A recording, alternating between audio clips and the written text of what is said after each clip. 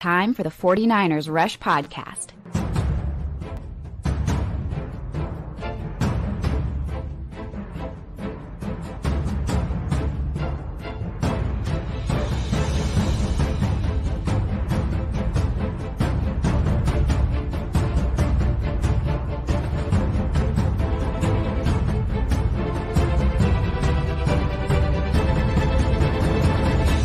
And here's your host, John Chapman.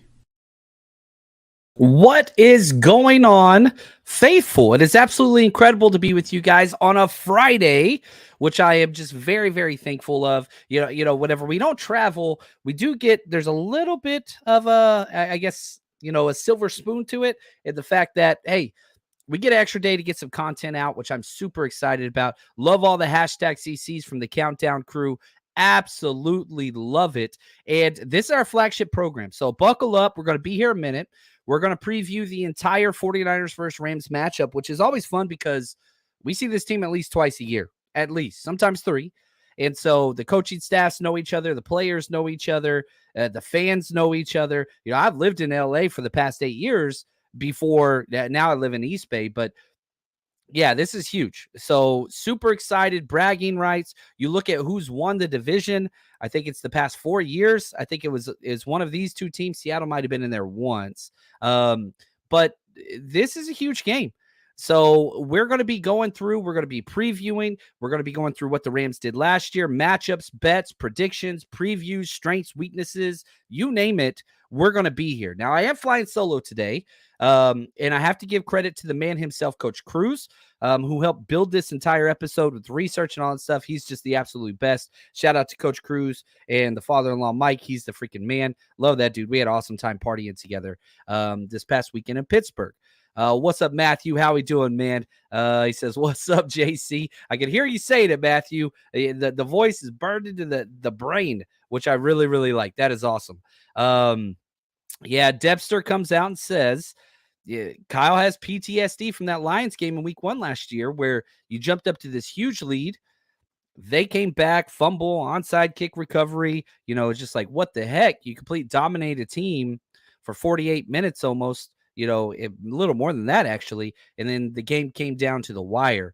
So, playing players a little bit longer. And we took account of that in our bets of the week. So we'll get to some of that stuff. We will. Now, the poll today that we put up on the live show, which I'm pretty excited about, was who's going to have the most receiving yards for the 49ers this week? The 4 options that I put up there were CMC, Debo, Ayuk, and Kittle. And it's pretty close. Currently, as I'm reading this, Debo has the most with 40% of the vote. Ayuk and Kittle tied for second, and CMC in fourth. Let us know what your thoughts are. And if you think somebody else like a Juwan Jennings, which I do have a betting special for him this week, throw that in there. Now, this show, again, if this is your first time joining us on one of our preview scouting report shows, a little bit different than how we do most of our shows. Most of our shows are pretty heavy Q&A because I want to bounce back and forth. This show is modeled after whenever I was a coach. My first few years, I was in charge of scouting and whatever else. And so I created a template, modified a template is more accurate. And we would give it to coaches. And I was one of the coaches that would go out and give it to the other coaches. And just kind of what it is we're looking for and getting to know this other team. Obviously, you can watch film, but whenever you're there, everything changes. And so that's what this show is. So I've got 10 pages of notes for today's episode. And we're getting through them. The John Chapman voice has not quite recovered from Pittsburgh and all the screaming and partying, but I don't give a damn. Sometimes you got to limp through a game, and that's what we're going to be doing today. So appreciate you guys, and give me just a little bit of leeway, but we're going to have a good time. My good friend Jack, what's up, brother? Appreciate the super chat. He says, it's Rams week, baby. I've got Purdy 3 for 300 plus. We're going to hang 40 on him. Sozar, which I know what that stands for. Same old sorry-ass Rams all week. And I am happy that they won last week. I really, really am. Because, one, I think Seattle's the better team and probably the biggest competition, at least they were last year, for the 49ers in the NFC West. But we swept the division last year. The Rams, Stafford went out there and balled. He didn't get hit once. He was just chilling and dicing them up and whatever else. But, man, whenever you look at the team of the Seahawks versus the 49ers, they're so antithetical to each other in the way in which they're built. The Seahawks' worst group is their defensive line. 49ers' best group is their defensive line. And so, that in and of itself, that's the difference. That's the difference. And so, yeah, we'll get to a lot of those. I hope you're right, Jack. I would love those stat lines. I think it's going to be fun. And we'll get to the part where we get to y'all's predictions. I see some of them are dropping. There ain't nothing wrong with that, baby. Drop those predictions. So let's jump in. Early season battle for first place. Whoever wins this game already by themselves atop the NFC West. You've got 2 1-0 teams. You got 2 0-2 teams. Both the 0-1 teams heading into this. But with the Cardinals and the Seahawks losing, you got the Rams and the 49ers winning. We're playing there. This is a clear early favorite. And if the Rams win this game, which is very possible, the NFL is weird. It's even more weird when division opponents play. It's like a rivalry game in college football. A lot of times you hear the old cliche, you can throw the records out when these two teams face each other. I can't really do that with these two teams, but with division opponents, weird stuff happens. Early in the NFL season, weird stuff happens. So you're just kind of compounding this unpredictability, which, that's huge. But there's so much continuity between these two teams playing each other that I think it's a little bit easier to kind of sit down and talk and predict some of this stuff. So whoever wins this, early lead for, NFC West. And if the Rams win this, they'll be 2-0 against in the division, which is crazy. Yeah, they won 2 games last year in the division, and both were against the Cardinals, I believe. That's it. They could already match that mark.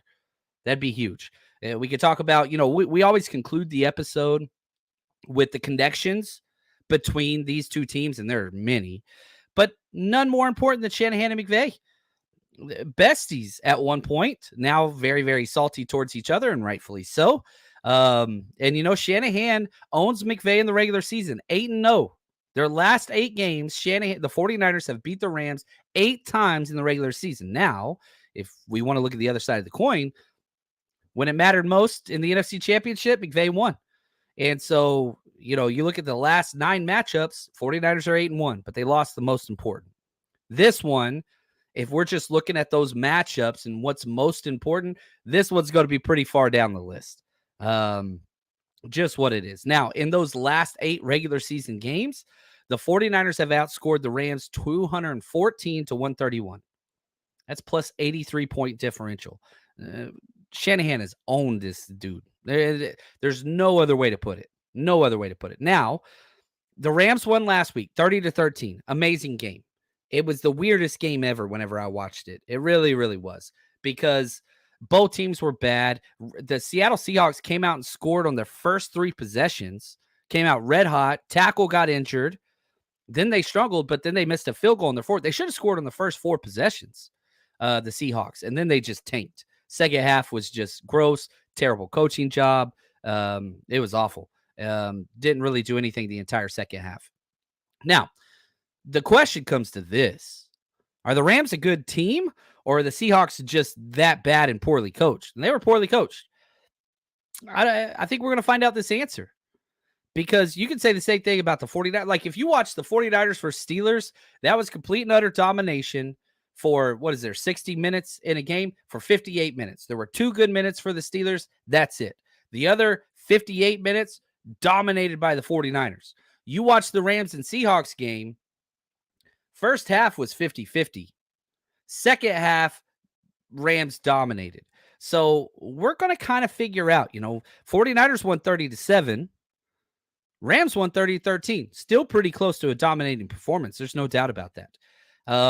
Sticking with the craziness, this is also the NFL history. Shout out to Brian. I saw a couple other people throw this around, but I didn't have it in my notes. This is the first time in NFL history with a quarterback that was picked first overall in the draft and a quarterback picked dead last in the overall draft. Obviously, Stafford picked first overall coming out of Georgia, and Brock Purdy, 262, coming out of Iowa State. Never happened. Purdy has not played against the Rams. The matchups last year against the Rams were early in the year, weeks 4 and 8, I believe. Purdy didn't come in until like week 10. So it might have been week 13. Yeah, I think it was week 13, but whatever. I digress. This is new for Purdy. And so he's already, Purdy's already played the Seahawks twice. He hasn't played against the Rams. So that's another wild card if you want to throw it in there. And you could be like, ooh, yeah, it's a little bit different. Now, the opponent record, we played 1 week. They're 1-0. Last year, though, they finished 5-12. Not a good football team. And they got a lot worse. Their roster is much worse. Much worse this year than it was last year. And it's not even close. Now, if we look at the updated PFF rankings after just week 1, which I think is a pretty cool little snapshot, this is out of 32 teams, remember. The Rams are 11th overall. So good performance. Second in offense, Matt Stafford diced them up, man. Stafford had a game. Didn't get hit at all. Did whatever he wanted from the pocket and looked really, really good. Defense was 29th. Yeah, case in point. Aaron Donald's awesome. Defense, little suspect. Special teams, 30th. They sucked on special. It was a sloppy game last week. Oh, look at this, man. Shout out to the man, Chris Kemp. Beyond generous with his super chat donation. Thank you, man. This is wonderful. He says, give away a t-shirt, bro. Maybe closest to guess the Kittle stat line. You're calling the rules. Build this community. Thanks for all your hard work, sir. Thank the fam for following us. That is awesome. I really do. We're all about community here. We're all about building that. Chris, I want to say thank you. So yeah, let's give away a 49ers Rush road trip shirt. While I am recording this live, I am going to come up with a crazy question off of the top of my head. And the first one that gets this, I don't want to do the Kittle stat line because that's going to get complex with, all the stuff and check it back and post. So I want to be able to clear this giveaway now to reward the people that are here with us. So here's my question to everybody. And the first one with the correct answer that comes up on mine, your order is different than what shows on mine on the live YouTube feed. And again, you could be on Facebook, you could be on Twitch, you could be on Twitter, you can be on any of those things. The first one that comes up on my feed, so it's different order than what you see, is going to get this. Here's the overall question for he said George Kittle. Let's keep it George Kittle. What number overall was George Kittle drafted by the 49ers? The overall pick number, not the round. The overall pick number. I'm looking at the correct answer right now. The first one that gets it correct, we will give away a t-shirt. And so again, just to kind of put this into perspective, the overall pick number. And I'm just going to be honest. Some people are not going to win this because I'm not going to allow them to win this. But that's okay. I see a lot of the correct answers, and this dude, I love it. All these things. Coach Cruz was the first one to come in. Coach, I'm giving you a t-shirt later. All right. We hang out. I'll see you at the tailgate. Don't take away a t-shirt from somebody else. The correct answer, my man. And the first one, not named Coach Cruz. Shot Jay. You've done so much for the show, and I appreciate you. Let's get you a t-shirt, brother. Reach out to me. You got my information. We'll get your address and all that stuff. I'll get that ordered for you. And I just want to say thank you to Mr. Kemp. Chris, thank you so much for your generosity. And for everybody else, yeah, you guys are just the absolute best. Just love it. This is what it's about. And look at Josh. He's saying, what's up, faithful? It's just bringing people together, giving stuff away. Man, that's awesome. Mr. G. Brown, thank you for the super chat. He says, question, the real reason the 49ers beat the Rams consistently is because the roster composition is built on physicality. Mike LaFleur's yeah, there we go. Intimate scheme player, coach knowledge is a Rams edge. I'm going to dive into deep. I'm with you, Gammon. Everything about the Rams coaching staff, their head coach, OC, and DC, because the ties, they're the 49ers. I'm serious. Shanahan's probably closer to their DC than he is anything else. Raheem Morris. These guys have such a huge overlap. And LaFleur was with us forever. That changes some things. Shanahan's going to do Shanahan things. But, yeah, I think that's a very astute point. I really, really do. I thank you. Yeah, Coach Cruz ain't winning that one. I vetoed that one, and I know Coach Cruz is gonna get mad at me. Look at him; he says I don't need it. I give Coach Cruz everything, man. That dude's got it all. But I know for Coach Cruz, he just wanted to prove that he knew it faster than everybody else. I know that dude. I know that dude. That's just who he is, and that's all he needs to sleep at night, at least, and maybe a little old fashioned, but that's okay. Now, back to the PFF ranking. So, again, Rams 11th overall, second offense, 29th out of 32 teams defense, 30th special teams. It was terrible special teams. 49ers after week 1. Overall, number 1. Offense, 7th. Defense, 1st. Special teams, 16th. I would love, I would absolutely love to keep special teams at 16th, which is perfectly average, right? 32 teams right in the middle. If we just have an average special teams core, I would be the happiest dude. I would be the happiest dude ever because the offense and defense is on point. Special teams just doesn't need to cost us games. That's it. That's all we need. Shot J says, yay, much appreciated, Christian John. This is why I love this community so much. Man, heck yeah, dude. That's what's up. Get some free stuff. Give away too much stuff, but that's okay. Sticking with Gammon's comment earlier, Flat Plane says, yeah, this roster is physical.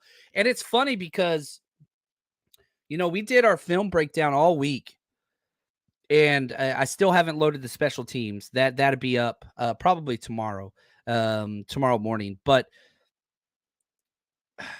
I'll say this.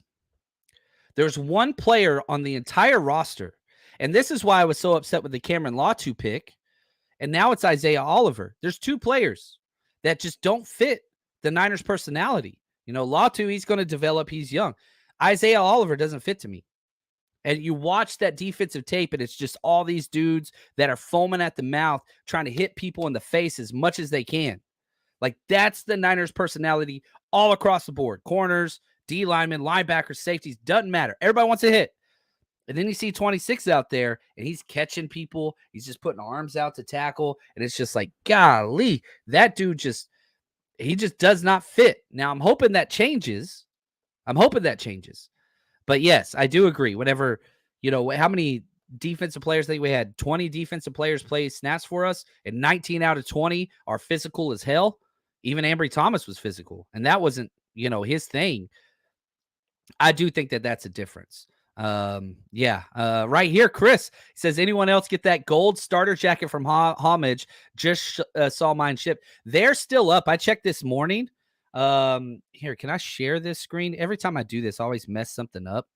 But I think that this is important, and I just want to, my entire, I remember being a kid and just thinking like this was the coolest thing ever. The 49ers satin jacket, it's over on homage.com, HOMAGE. They're not paying me for this.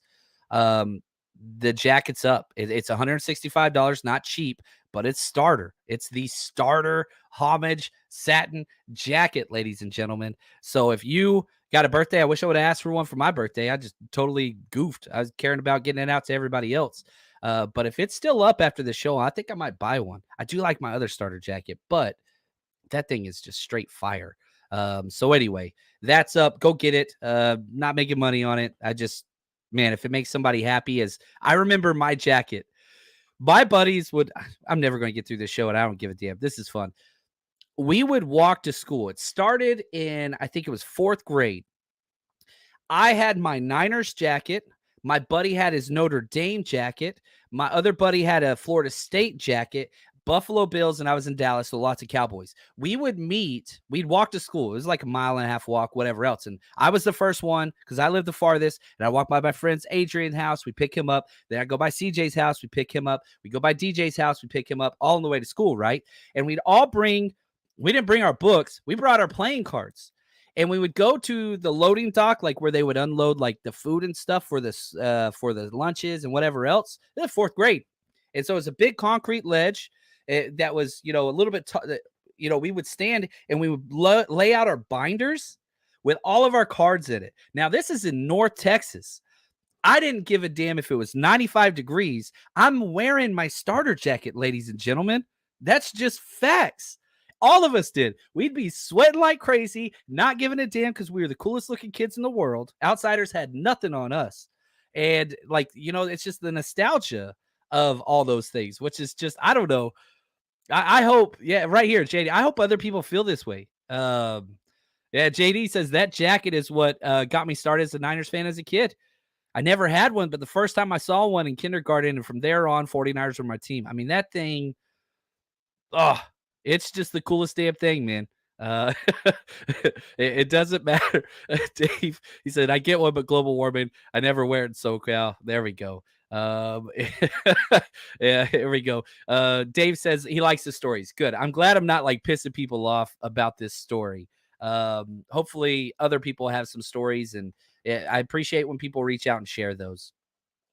Gamut back with another super chat. Thank you, man. Give your score prediction for this game. Would it be different if Cup was playing? Yes, it would be. TOP, the real key to the game. As a grown man, should I get satin bottoms to match my satin jacket? The answer is hell yes. Hell yes. Have you seen my money suit? Yeah, you go all in. You go all in. Yeah, and I will be sharing my score prediction at the end of the episode. I don't want to ruin it now, but I would love to see everybody else's. So the G-Man asked for it. Let's give it. What are your score predictions for this game? And be honest. I know everybody wants to predict 69-0. Nice. But yeah, I want to see y'all score predictions. That's what's up. I love it. I love it. Oh, look at this. Ed says John is at exactly 48 hours to kick off right now. Let's go. 2 days, baby. 2 days. My son's got a football game. I'm excited about that. All good things. All good things. So get those score predictions in. Let's go through this Rams coaching staff and get to know them a little bit.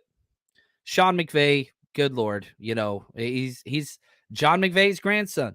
And if you don't know who John McVay is, he was the general manager / exec / whatever for all 5 of our Super Bowls. 1, 2, 3, 4, 5th. He was here from 1980 to 1996. All 5 Super Bowls was a part of them.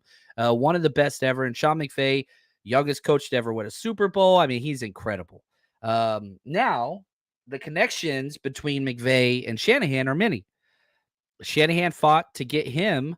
Actually, I don't think Shanahan fought to get him on that Bucs staff. And this is back-to-back weeks.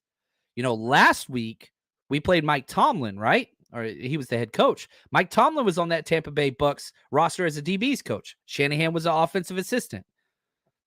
McVay gets his foot in the door as an offensive assistant with Shanahan. Then Kyle Shanahan, whenever he's the OC in Washington, brings McVay with him as an offensive assistant.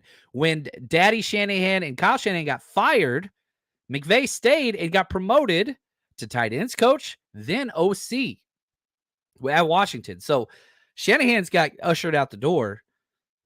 McVay got promoted. Then he became the head coach from there at the Rams.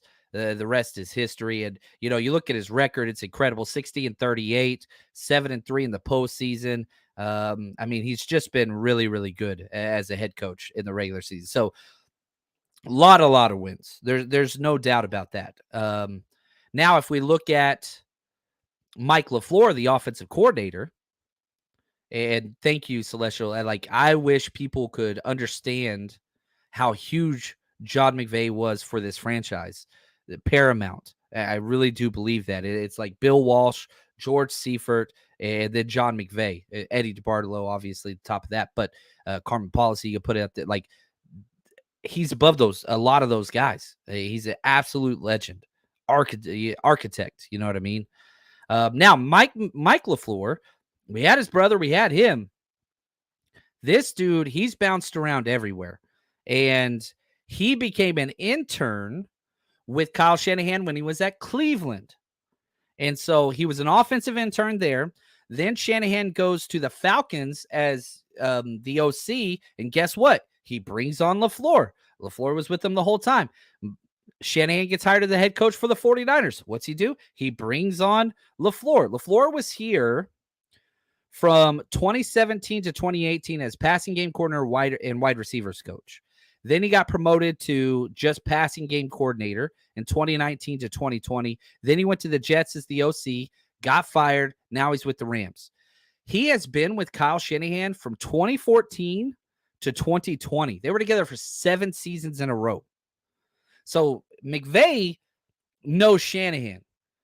LaFleur knows Shanahan a lot more. Does that make sense? Like 7 consecutive seasons. And he was with Kyle Shanahan back when he was the head coach. So I think that's kind of the difference there. I mean, they know everything about him.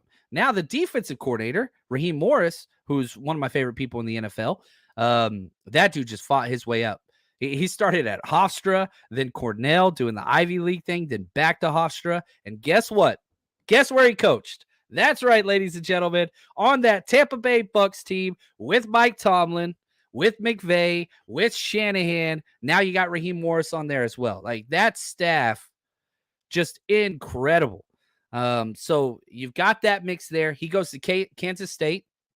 He's a defensive coordinator for a while, goes back to the Bucks, and then guess what? When Daddy Shanahan gets the Washington Redskins job, guess who they call? None other than Raheem Morris as the DC. So every single day, you got OC, DC, Shanahan versus Raheem Morris in practice with the Washington Redskins. Then when the Shanahans got fired, interim head coach, yep, you guessed it, Raheem Morris steps in. He was the head coach there for a while. Then Shanahan becomes the offensive coordinator in Atlanta. Guess who they hire as the DC? That's right. I mean, these guys freaking know each other like no other. The overlaps, if there was a Venn diagram, it's just a big damn circle because these guys know every single thing about each other. Now, let's get to the players and some of these injuries that both teams have to fight through. This is just the NFL. Dre Greenlaw was out with the groin yesterday or 2 days ago, but he practiced yesterday on Wednesday. So Greenlaw was limited. I fully expect him to go. I think it was Cam Inman. Shout out to Cam. Released a video of him warming up. Looked good. Didn't seem to. He was limited, but I don't think it's going to be an issue. Samuel Womack's got a knee issue. Could be a week-to-week issue, so special teams could take a slight hit. Your corner depth takes a slight hit. Womack kind of backs up everything. The Rams, a lot more injuries. Cooper Kupp's on IR. I think their best player, not named Aaron Donald, he's incredible. Now, they've had the young pup, Puka Nacua, step up, who's Kai Nakua's brother, who was with the Niners. He was incredible. He had 10 catches last week. He did not practice and was limited today. So Wednesday was limited. He practiced today, limited. It's an oblique thing. Jordan Rodriguez of The Athletic, she said that he will be questionable, but is expected to play. But, you know, that's rough. Going against this Niners defense and already kind of questionable. You know, he's going to play. Not the best for him.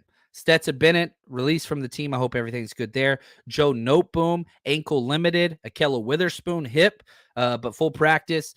So he's going to be out there, but still not, 100% by any stretch of the imagination. And so I think that's kind of important. Just something to kind of keep your eye out for and just pay attention. Now, let me just say this. I'm not going to be at the game this week. I know that if you just go on Facebook and type in like LA Invasion, you can see all those parties and stuff that's up. I know they're going to be at Tom's Watch Bar Saturday night. There's lots of tailgates, the locals up there. So if you're trying to find a place to fit in for LA, those options are out there. If you can't find something, reach out to me. I will plug in place. I'll get you somebody to party with. Even though I'm not going to be there, I know it's going to be Levi South. That's just the way it is. But for the rest of the year, if you do want to hang out, we got you covered. Going to 49ers games is awesome, but what's even better than that is going to 49ers games with the faithful, joining the community, and we got you covered. The 49ers Rush Road Trip is going into its 4th year of bringing the faithful together, night before parties, tailgates the day of. We got you covered. Go get your tickets at 49ersrushroadtrip.com. Go see the full list of all 12 games, both home and away, that we will be working on. And remember, every single event we do is family friendly. 49ersrushroadtrip.com. Remember, we got the home tailgate going for the Giants game. We're going to be over the blue lot. Going to be an absolute. The Miss Chapman gets to come to this one. It's on a Thursday game. We're going to be having a good time. It's going to be fun. Oh, what's up, Alvin? Sorry I don't get to see you out there in LA this time, but I hope you have an absolute blast. You're the man. You are the freaking man. So, history of the Niners versus the Rams. They have played way too many times. Niners lead by a considerable margin. 77 wins for the Niners, 68 for the Rams with 3 ties. But like we said, the last 9 games, Niners are 8-1. The very last time these two teams played, that was the CMC Triple Crown game.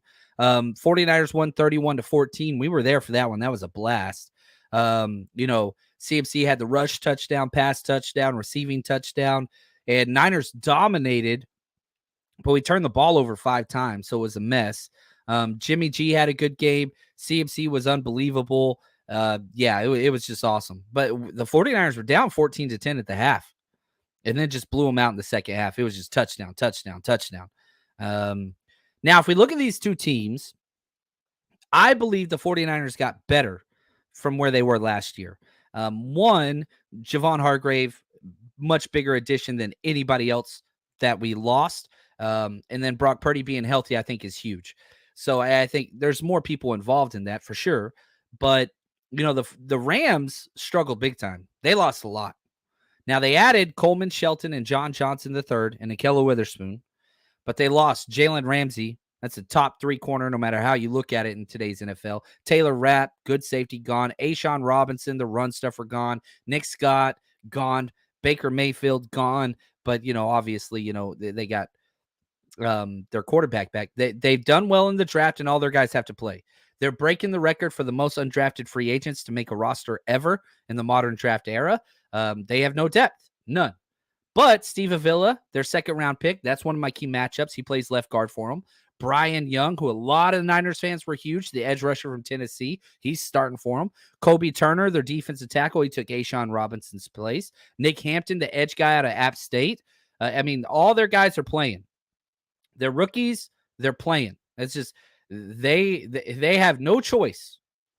The cap the cap came a-calling, and they took advantage of it for a long time, and now they're paying the price. And again, I said, the Rams could be decent to start the year, but if they have a few injuries, man, you don't know who these guys are. I put out on Twitter, I don't know if you guys remember the Key and Peele sketch, whenever they would do the East versus West football games, and they would get up there and just make up all these ridiculous characters. It'd be like, I'm Chumbawamba Humba from Washington State. And just all these different names. That's what it's like for the Rams defense. You got Aaron Donald, and then you can't name these people. You just can't. I'm a draft guy. I think we ranked over 300 players. I didn't know like half their starters because it's what they got, man. And they're working for it. So they played great week 1. We'll see how it goes. Andrew, thank you for the super chat and contribution. He says, thanks for the tailgate last weekend. Had a blast. Keep up the great work. That is what's up. Thank you, Andrew.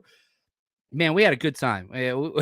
That was by far, if you went to the Saturday night party for us, that was our biggest party we've ever had. At one point, we had a count of over 400 people in there, which was cool. And that was just really cool. Trying to make sure everybody has a wonderful time and you walk out of that without any negative complaints, without anybody going against you, without, anybody asking for refunds. That's just crazy to me. Everything we're trying to do is build positivity. And Andrew, I appreciate you being a part of that. You are awesome. Look at Sonia. She knows what's up. Adding Hargrave and Farrell is a huge plus for us. Yes, it is. Yes, it is. Ed, trade Sam Darnold to Miami. I don't think we're trading anybody anywhere. I don't think that makes sense right now. I think you just wait a little while, allow things to kind of shake out. So I'm not expecting any of that stuff to take part. No, I don't understand trading Sam Darnold for anything right now. Unless somebody wants to offer a second, not interested. Because at some point, we saw how many times Brock Purdy got hit. I hated that week 1. That was my biggest issue with week 1. That and the hits to CMC. We're going to need a backup quarterback. 10 years, Niners fans. One time a quarterback has finished the entire season. Once. We went to the Super Bowl that year, 2019. Juan, what's up, John? Shot J, Dave, Faithful. T-shirt time. Let's do another one, baby. He says, Niners by 17 points. That is what's up. I absolutely love that. Okay, I got you. Let me see here. I got another question. I love these types of things, man. It's just so freaking fun. Um, let's see here. Oh, this is simple. This is simple. Oh, I got this. This is easy. Let me scroll back up to my notes just so whenever I continue, I won't be lost. This is the I've got 7 windows open. I got like all these screens and it's whatever. So Juan wants to give away a shirt. Here's the question. First one that shows up on the live feed. And sorry for those of you that are not watching the live feed. We need to figure out some giveaways for people to take part in those. It's just hard whenever you don't have the interaction back and forth. Here's the question. Matt Stafford is second in the NFL in QBR. Who is first overall in quarterback rating? Who has the highest QBR after week 1 in the NFL? The first one that shows up on my screen will get a t-shirt. We'll get that sent out to you. Yeah, I think you guys might know the answer to this one. But again, this yeah, you got to be kidding me. The first one again. Dang you, Coach Cruz. He got it correct. It is Brock Purdy is 1. Get out of here, Coach Cruz. We need to go do some trivia, brother. I feel like we'll do well. But the winner is Sean Farish, the Irish man. What's up, buddy? I know got my information. So reach out. We'll get you a shirt in the mail. Compliments of the wonderful Juan Solis, the man, the guy that is responsible for so much in this podcast. Having success. Without Juan, we are not where we are. Without so many people, we're not who we are. Love the team. I mean, you always see my rosy red cheeks up here. A lot of people contribute to this, and very, very thankful. JD Hingle McCreakenberry for the win. That's right. He got the Key and Pill sketch. We got Brock, BCB. Love all the correct answers. That is correct. Debster, thank you. Coach, stop being so good, man. That dude knows his stuff. He says, Coach says, I think we just have good internet over here. There you go. Sacktown in the house. All right. Let's go to the Rams defense. Let's focus on them first. And I didn't really pull up all of the stats from this one single game. They played well. They gave up 14 points or 13 points. They played great. I want to look at what they did, last year. And I think that's huge. Look at Sean. He says, pay it forward. Oh, my gosh. And another one. We doing another one. All right. Tempt me with a good time. We just got to give stuff away. I know that there's somebody out there that's like, can somebody just talk more football for me, please? But hey, man, we're building the community. We're having a good time. We're doing all those things. I love it. Okay, here we go. Here's our question. 49ers new DC. What team was he the coach of last before he joined the 49ers? Where was Steve Wilks coaching before he joined the 49ers? Here's the hint. We played him last year. So where did Steve Wilks come from for another t-shirt? Thank you, Sean. You guys are freaking awesome. I love this. Okay, here we go. I got to see who's first. We're getting the right answers. It's the same people get it. Shot J's first. You ain't winning. You already won. There we go. Right here. S. Sheargrill, which is an awesome name. Congratulations. The Carolina Panthers is correct. Look at that. Coach, you didn't get first or second this time, buddy. That's what I thought. That's what's up. So Sheargrill, what's up? Reach out to me, 49ers Rush podcast at gmail.com. Give me your address and whatever size you want it sent to. We will take care of that. That is correct. It is the Panthers, the Carolina Panthers. My favorite thing about the Panthers, we go into their house, we beat their rear end, they fire their head coach, they trade us their best player, we get their best coach, all within a span of about 6 months. I mean, we just totally thank you, destroyed them, took their best assets, and then just partied town. They got raided, no doubt about it. So there we go. Right there. Where was Steve Wilks' first coaching job? In the NFL, it was way back. He was a DC at Johnson C. Smith, NCAA D2. I don't even think that's still. Yeah, I don't know where that is. It was a college, Johnson C. Smith. So that was his first coaching job in 1995. He was 26 years old, which is awesome. I like that question. All right. Rams defense last year. Where did they rank 32 teams? 21st in points, 19th in yards, 17th turnovers, 28th in fumbles recovered. They're not a turnover team. Even though they destroyed the Seahawks, they didn't force one turnover. There was like, they're not an opportunistic defense. Even with Jalen Ramsey, even like, they just haven't been that. That's not how they win. They are a shell defense, man. They just do not want to give up big plays, which is why the 49ers have always been their Achilles heel, because they keep everything in front of them, and we'll check down to Kittle. We'll check down to CMC. We'll check down to Debo, and they just say, screw your damn shell. We'll run through your face anyway. And so X's and O-wise, beyond sound. So sound as a defense. I mean, that's Raheem Morris. He's been around. But just because it works on the board doesn't mean it works in real life, because when you're one-on-one tackling in the open field against Debo, Kittle, CMC, Ayuk, Jennings, yeah. I mean, in the famous words of Marshawn Lynch, sometimes you got to run through somebody's face. There, we almost said it. It's what it is. And I know some people are on here like, Marshawn Lynch, he's one of my favorite people ever in the NFL. I understand I hate the Seahawks, but I love me some Marshawn Lynch, man. All right. Defense, again, 16th first downs, average, 14th passing touchdowns, average. Just not good with almost all things. Really not. 10th in rushing touchdowns allowed. They were first in red zone defense, which means they let teams get in there, bend but don't break, don't give up touchdowns late. And I think this is one of the key stats of the game. If the 49ers can cash in their red zone opportunities into touchdowns, this is not going to be a game. It's not going to be a game. It's going to be over quick. But if they're settling, they're kicking 4 field goals, yeah, right. You let a team hang around, think they belong. You know what I mean? That's kind of the way it goes. And so, yeah, that's just kind of the way it goes. Yeah, man, I love this. I'm getting support on the Marshawn stuff. Thank you. I'm very happy for that. Now, strength. What are they good at defensively? It's Aaron Donald.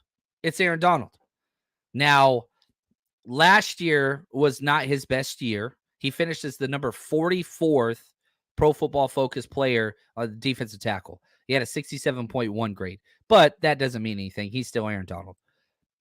The 2 safeties finished really, really good last week. Yeast, Russ Yeast and Jordan Fuller. Those are their 2 safeties. They played well. Yeast finished as the 12th safety last week. Fuller 24th on Pro Football Focus. But after that, you're just like, who the hell are these guys? And you read some of these names, and I'm not trying to be disrespectful. That, like, I take pride. I love undrafted free agents. I love all these different things. But you get to some of these names, and it's just like, I don't know who they are. I don't know their story. It just gets weird. I mean, I don't want to say their names. I don't want to be rude, but it's just, I don't know them. These are Madden created characters, right? Where it just auto-populates the draft every year. I don't know who these dudes are. And shout out to the Rams coaching staff for getting them to where they got to be and, getting them in there. But yeah, listen to these players. This is from last week. Players to exploit. Brown, their nose tackle, finished 119 out of 127 defensive linemen. You can run up the middle on them. The Seahawks they did great. They could do whatever they wanted in the first half, and then just poor play calling and coaching and whatever else. Witherspoon. We all know Ahkello Witherspoon, guys. That's their best cornerback. Not their second, not their third, not who they're relying. That's their best cornerback. And we know he hates tackling. Really? You got a corner that hates tackling? All right. Let's see how it goes. Kendrick, another corner. He was terrible. That dude was getting diced up. Hawked, their edge rusher, Rosebloom, their linebacker. There's weaknesses everywhere. Now, their scheme, zone shell, put a roof on top of everything. They're cover 6, halves, quarters, cover 3. Like, they back up. Last week against Pittsburgh, all man. Not all man. A lot of man in today's NFL. You're not going to see a lot of man. You're going to see safeties backing up. And so my thing here is, Ayuk destroys man. That's just, you can't guard him, man. He just creates too much separation. I told everybody Ayuk was going to have a great game last week. A lot of other people were predicting that as well. It came through. If Ayuk has another huge game, oh boy. I know it's contract year. I know he's been building up to this, but if Ayuk has another big game, it's going to be crazy. Now, I asked y'all, most receiving yards for the 49ers this week. Ayuk's second. He's got 33% of the votes. Debo's got 38%. Kittle's in fourth or third, and CMC is in fourth. So those are there. Those are there. Now, blitzes and their tendencies. Last week, they blitzed Seattle 10 times. The last 2 times they played the Niners, same DC, all that stuff. Week 4 against the 49ers, they blitzed Jimmy G 14 times. In week 8 against Jimmy G, again, they blitzed him 12 times. So they're not a heavy blitz team. I don't think that that's going to be an issue. They want to get there with their guys. And Aaron Donald is the one that gives them everything it is that they're trying to be successful with. He drives the whole thing. And so if you can possibly contain Brunskill style, Burford can do that, we're going to be okay. But that's a big if. Now, before we jump to the offense, if you want to support the show, and I appreciate all the generosity that's been shown in the chat today, but if you want to support the show and kind of everything we do, this is what you got to do. I am so excited to announce our new platform launched, the49ersrush.com. We've been active on Patreon for years, and we're still going to keep that community going, but the 49ersrush.com has everything Patreon offers and a bunch more. You want to watch player breakdowns? Guess what? You click that. It's filtered based on players. You want to see Javon Hargrave, what he brings, some CMC tape broken down, Ayuk, Jair Brown. We've got hundreds and hundreds of tapes on. Now, you want football 101. You want to learn scheme. Guess what? We've got every single offensive, defensive, special team snap. Head over to the 49ersrush.com, sign up, join the community, and plus we got a 7-day free trial. So head over there, check that out, plus our bets of the week. So again, if you're part of the Frank Gore tier, you get all the videos. If you're part of the Jerry Rice tier, you get all the videos and the bets and the Zoom Hangouts, which we will be doing our next Zoom Hangout after the Thursday night game. So we got the Thursday night game against the Giants in week 3. We'll do a Sunday night tailgate when the Niners aren't playing that Sunday. We'll get together and hang out during that time. So yeah, go check it out. It supports the show. It allows us to do these trips and all this other crazy stuff. So I really do appreciate it. Get our Patreon channel, the49ersrush.com. That's where that's at. Now let's jump to the Rams offense. Their 2022 rankings is about as bad as you could ever see. 27th in points, bottom 5. 32nd in yards, dead last in the NFL. 17th in turnovers. They protected the ball relatively well. 22nd interceptions, 27th first downs, 27th passing yards, 28th. It's out 32 teams now. 28th passing touchdowns, 29th yards per pass attempt, 26 rush. They were just crappy. The one thing they were good at was fourth downs. McVay could scheme now. But having said that, you had Stafford was pulled, Kupp was pulled. Just, it was a terrible O-line. I think their O-line's a little bit better. At least it's healthy right now. But they're coming off the worst offense. You could make the argument they were the worst offense in the entire NFL last year, which is saying a lot.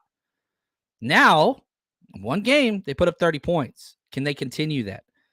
And I saw somebody right here. Oh, what's up, Jim? Appreciate you. We got somebody from the other side. Always welcome. As long as they are respectful, we will be respectful as well. He says, it's simple. Rams' stealthy offensive line gives Stafford time. 49ers get cooked. Stafford didn't get sacked once last week. If Stafford doesn't get sacked, this is going to be a game. No doubt about it. If you do not hit Stafford, it's going to be a game. And it is going to be a good game. Now, I'm with you, Jim, but this next comment is comical, bro. Come on, man. He says, Rams Nation take over. Y'all can't even take over your own damn stadium. Like, really? The sales are already 63% Niners fans for the game this weekend. Like, come on, man. I lived in LA for 8 years. During that time, they won a Super Bowl. I ain't seen a Rams fan yet. They don't exist. They are a mythical creature alongside the unicorn, the Cookie Monster, and so many other things. There is no such thing. I'm not convinced you are a real person because you got a pro player. I wish we could see. I'm sure you are a real person, But like, come on, bro. Like, you guys, I love y'all, and I like Rams fans. I've met a few. And I thought they were paid. I didn't think they were real in the wild. You don't see them. But nah, I hope that it's a good game. And I think that the NFL is better when there's division rivalries. You look at the NFL betting odds right now, we're bettors here. The 49ers have the best odds to win their division by 2 times. And that's not a testament to the Niners. I think some of it is.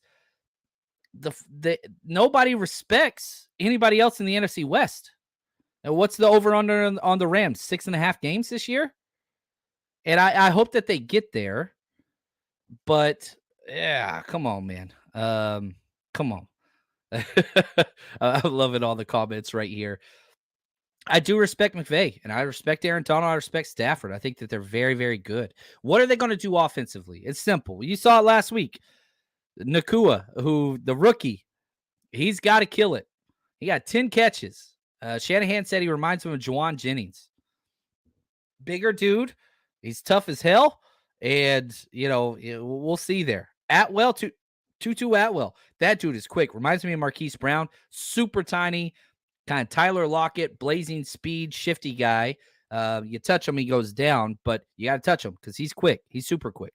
Higbee, their tight end's good. Their center, not too bad. He finishes the number 6 rated center last week.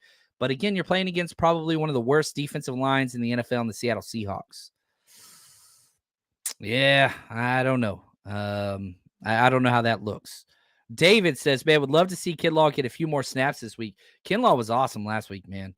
Dude just played a role, and that role was disrupt and cause problems everywhere else, help everybody else out. I love that. Love that. Ed, what's up? He says, I grew up 30 minutes from Anaheim and was still a Niners fan. That's what's up, man. Love to see it. Now, weaknesses to exploit on offense, good gosh. Joe Notebloom, not good. Alaric Jackson, if you've heard of him, not good. Van Jefferson was terrible last week. That's their wide receiver 3. You look at their scheme. What's McVay do? It's simple. It's 11 personnel, 1 running back, 1 tight end, 3 wide receivers. 20% of the time last week, they were in 12 personnel, 1 running back, 2 tight ends, 2 wide receivers. So I think we're going to be in nickel, which I don't like. I think we're better in base than we are in nickel, but you got to match up to what they're putting out there. And so, again, you try to, if you play the game, okay, how can the 49ers not win this game? You don't hit Stafford. That's number 1 on defense. And number 2, your nickel or Ambry Thomas, whenever Demo goes inside, struggle. And that happened in week 1. Ambry Thomas got benched. They put in Isaiah Oliver, went much better. Both were bad. Now Samuel Womack's dealing with an injury. So you got 2 options there. But, yeah, I'm not liking it. I wouldn't be shocked if somebody gets called up from the practice squad, to be honest with you. I want to see Quantrez Knight out there, baby. Let's go, Q. If Womack can't go, I want my boy Q Knight up there in special teams and being a backup out there. He can do it all. So we'll see. We'll see. Right here, Matthew, thank you. He says, Kinlaw said his knee finally catching up to the rest of his body, starting to come together for him. He was a positive player last week. Was he dominant? No. I think I counted 2 or 3 bad plays out of 25. Awesome. And now, some other things. Oh, what's up, eh? Oh, what's up, man? He says, Matt will get hit often. Dude, it was so cool hanging out, man. So cool. Absolutely love it. Now, if you look at what Stafford does and kind of their schemes and tendencies, he throws to the right side.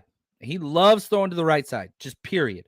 And whether there's 4 categories that PFF charts: behind the line of scrimmage, there's short passes, which is like 0 to 7 yards. Then there's intermediate, which is usually kind of like that 8 to 20. Then there's deep passes, 20 plus.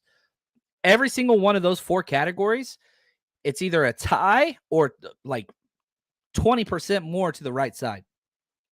That's just where he wants to throw. Play action, nonstop. And they did this with baby giraffe Jared Goff. They love play action. It doesn't matter if the quarterback's not mobile. Matt Stafford did have one of those scrambles last week. That was a killer, man. He's an athlete now.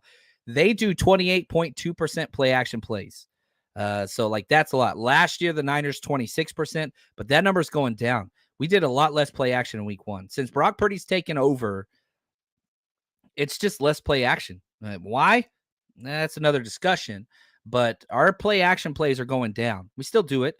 They did 5% screens. Yeah, we'll see there. All those different things, deep throws. They throw the ball deep a considerable amount, 15% deep throw. So they air it out.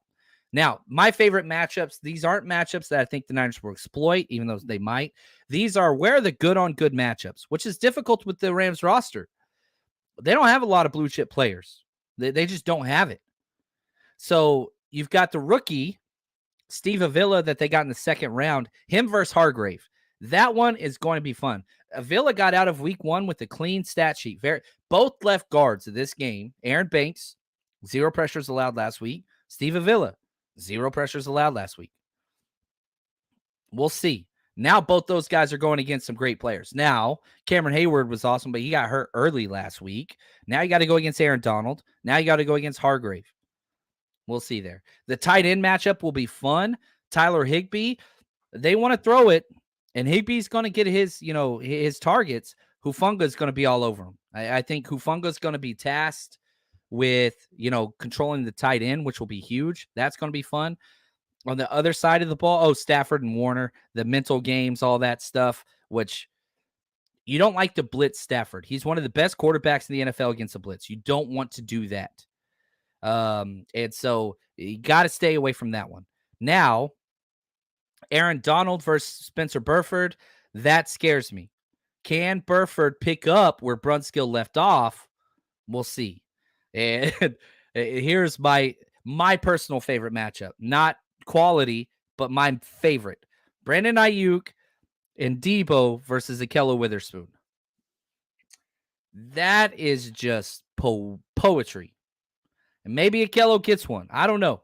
I mean, he's a risk taker, but gosh, he hates tackling. That's the one I got circled. And you do this, you're drawing up the plays on the board, and you're doing all this stuff, and you're in the coach's room, and you got your offensive coaches or your defensive coaches, whatever you're doing, and you draw the figure 8 around it. Right here, baby. This is it. Wherever Ahkello Witherspoon goes, that's my matchup. Get your popcorn ready. There's some unfinished business between these guys. I'm telling you that right now. Not that Ahkello's a bad dude. I don't think he is. I'm just telling you, while he was here, let the team down a few times. That's all I'm saying. And so we'll see. Outside of that, there's not a lot of quality on this team to really say best on best.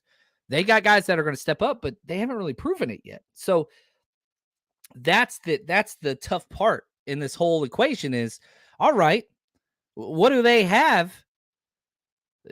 I don't know. Like, it's hard to have these, quality matchups with undrafted free agents and late round guys. Maybe they'll show up, but you look at the Niners and what they did with their rookie class, right? Nobody's playing. Not one rookie's playing. Our kicker, that's it. The kicker ain't a matchup. Kick up matchup with himself.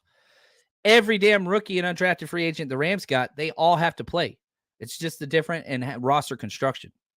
Now, one of my favorite parts of this show, the interesting connections between these two franchises, which is fun. All right, Notre Dame, baby. You got Aaron Banks, Ben Skowronek, Kyron Williams. They were all together. Clemson, Ray McLeod, Cleveland Farrell, Austin Bryant, Tremaine Ankrum Jr. They were together.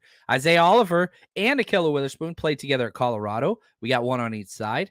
The Georgia connection, you've got Robert Beal Jr., Stetson Bennett, who's no longer with the team, Warren McClendon, Darion Kendrick, they were together. But then the second wave of Georgia players with Charlie Warner, he only overlapped with Kendrick. He didn't overlap with those other guys. Brock Purdy, Jake Hummel, they were at Iowa State. Tabor Pepper, Brian Allen, Michigan State.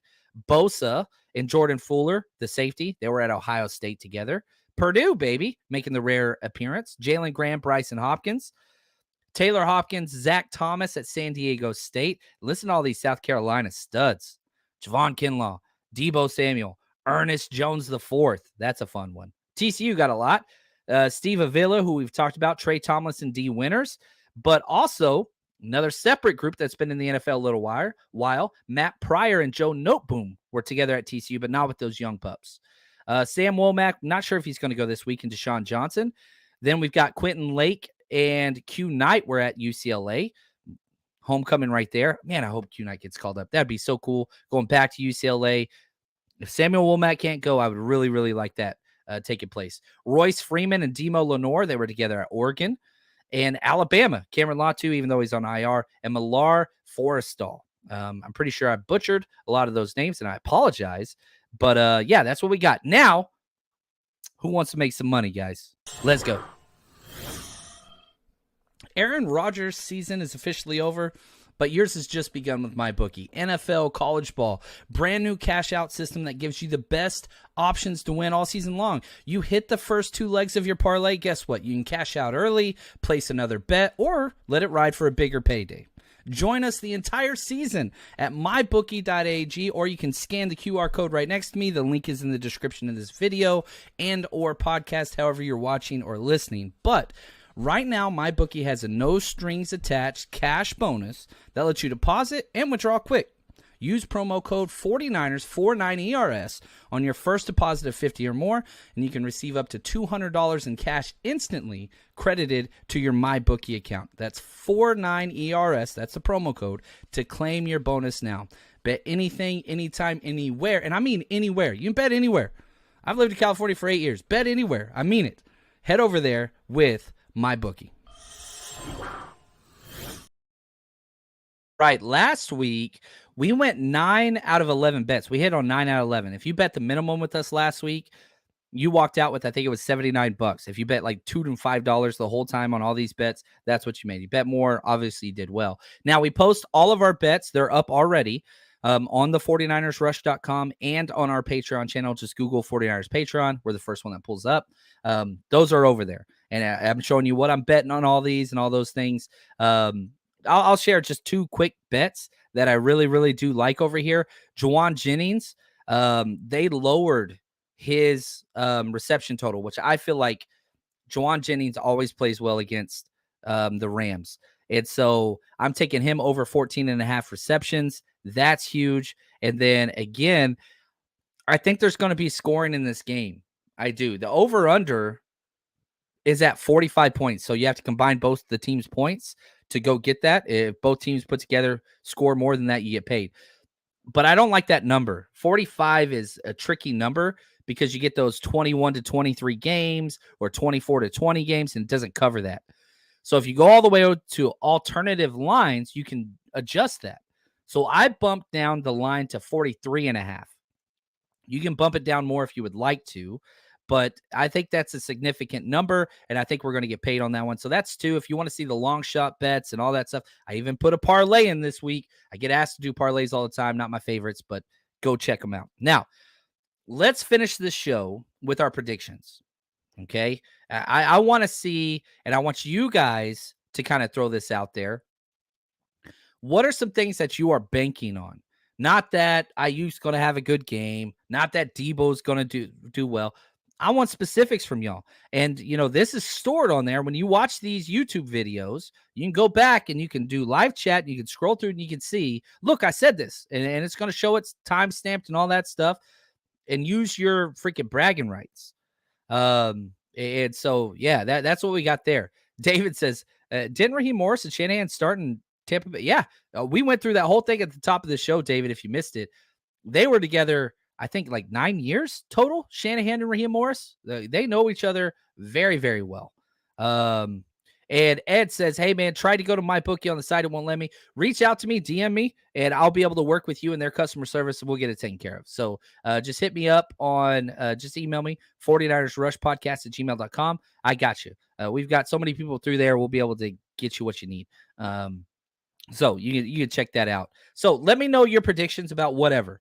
You know, sacks, how many Bosa sacks going to get, tackles, whatever. Throw that out there. These are my predictions.